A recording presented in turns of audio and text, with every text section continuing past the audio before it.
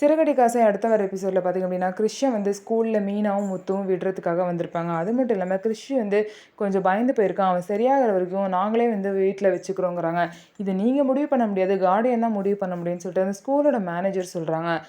நீங்கள் கொஞ்சம் கார்டியன்கிட்ட பேசி பாருங்கள், கிறிஷ் எங்கள் கூட இருக்கணும்னு தான் ஆசைப்பட்றான் அப்படின்னு சொல்லிட்டு மீனாவும் முத்துவும் சொல்லிட்டு கிறிஷை ஸ்கூலில் விட்டுட்டு போயிடுவாங்க. அதுக்கப்புறம் ரோகிணியும் மகேஸ்வரியும் ஸ்கூலுக்கு வந்து ரோகிணி பார்த்திங்க அப்படின்னா கிறிஷுக்கிட்ட இந்த மாதிரி அவங்க ஈவினிங் வந்து உன்னை கூட்டிகிட்டு போக வந்தா நீ வந்து மகேஸ்வரி ஆண்டி வீட்டில் தான் இருக்கேன்னு சொல்லிட்டு நீ சொல்லணும்னு சொல்லிட்டு கிறிஷை வந்து மிரட்டுறாங்க.